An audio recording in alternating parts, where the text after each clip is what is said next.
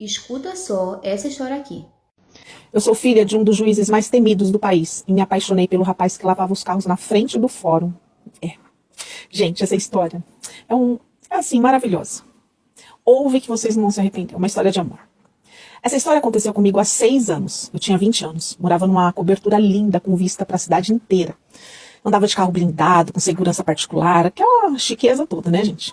Era filha única, criada com todo o mimo e luxo que você pode imaginar. Mas eu nunca fui arrogante, sempre fui muito simples, porque eu já nasci assim, né? Então quem já nasceu assim, não tem muito o que ficar, sabe? Eu sempre fui de observar muito as pessoas. Meu pai sempre foi muito rígido, muito temido. Não tinha espaço para erro na nossa casa. Minha mãe, uma mulher fria, daquelas que acham que sentir alguma coisa, chorar, se emocionar é fraqueza. Eu cresci dentro de uma bolha, assim, cercada de regras, cercada de medo, de sequestro, dessas coisas todas. E foi exatamente por isso que a primeira vez que eu vi aquele rapaz, meu mundo mudou. Meu mundo parou. Ele estava lavando o carro da promotora do fórum, sem camisa, suado, com aquele fone de ouvido, um sorriso tímido. Pensa num moreno de olhos puxados, assim, jeito simples. Mas algo nele me chamava atenção. Ele cantava baixinho, dançava assim, sabe, meio que de leve, todo descolado, como se o mundo dele fosse super leve. E eu desejei aquilo, desejei viver aquilo. E eu passei a descer mais vezes no fórum com o meu pai, só pra ver ele de longe, gente. Eu fingia que eu esquecia a pasta, que eu queria água, qualquer desculpa pra sair, dar uma olhadinha. Meu pai todo feliz que eu queria ir no fórum com ele, mal sabia o porquê, né? E ele começou a perceber. E aí ele começou a sorrir pra mim, né? Porque eu dava na cara, né? E aquele sorriso, gente, ai, era como se ele enxergasse a minha alma, assim, sabe? Ai, meu Deus. Um dia, eu deixei cair de propósito uma pulseira minha na calçada, perto dele. Ele pegou, correu, né? Uma pulseira cara, correu até mim e falou assim: moça, caiu isso aqui. Eu peguei da mão dele e eu disse assim: não é moça não, tá? É Clara. Meu nome, fictício. E eu saí. Na outra semana, ele deixou um bilhetinho colado no meu carro assim: para Clara. Se um dia quiser ouvir música de verdade, eu toco violão na praça às 18 horas, às terças-feiras. Assinado com um desenho de violão. Gente, tem coisa mais romântica. Meu Deus, aquilo mexeu comigo, meu pai do céu. E na terça-feira, às 18 horas, quem estava lá sozinha, esperando aquele violão, disfarçada, sentei num banco longe, mas ele, claro, ele me viu. E tocou olhando para mim. Tocou como se cada nota falasse com o meu coração. Depois disso, não teve jeito, né? Claro. Ele foi lá conversar comigo e a nossa história começou ali. A gente se encontrou e escondido por meses. Ele me fazia rir, ele me ouvia, ele me tratava como se eu fosse só a Clara. Não a filha do juiz, não a garota rica, milionária, só a Clara. Um dia a gente se beijou pela primeira vez no estacionamento do shopping.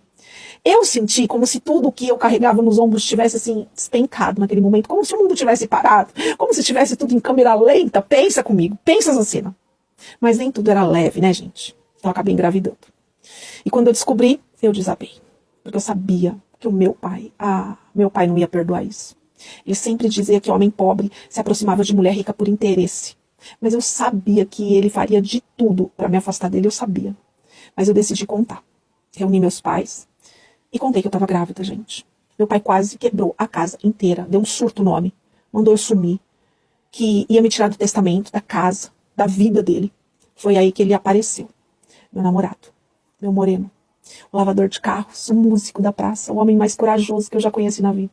Ele foi até a casa do meu pai.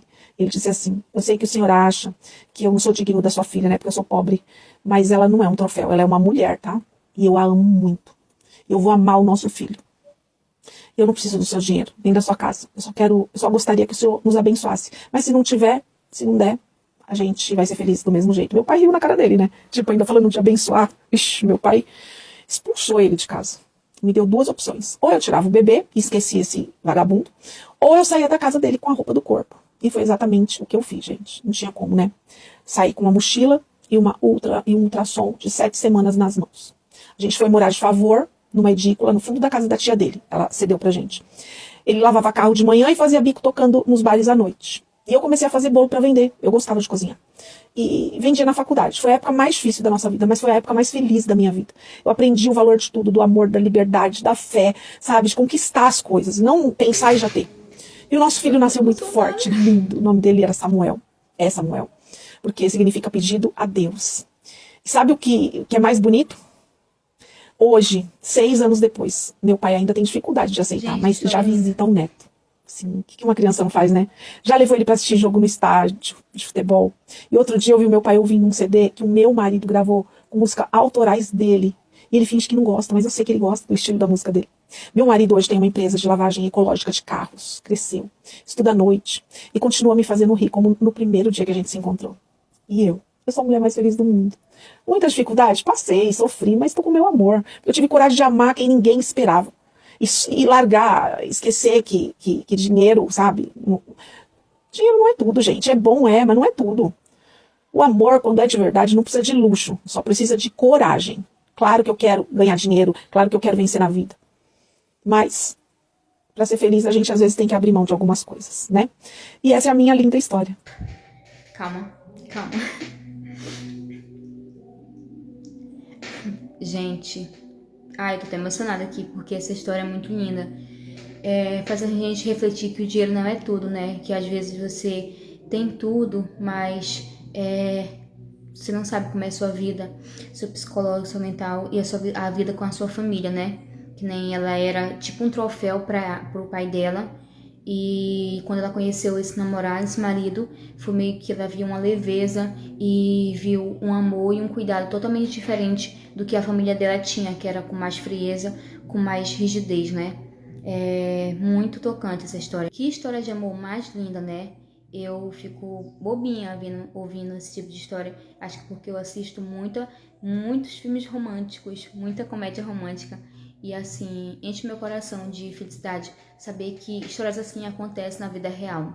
Essa foi a história de hoje. Se você gostou, me segue aqui, curte, comenta, compartilha. É sempre um grande prazer te ver aqui. Vou deixar a aba dela entre as histórias de seguidores, tá bom? E até o próximo vídeo. Tchau!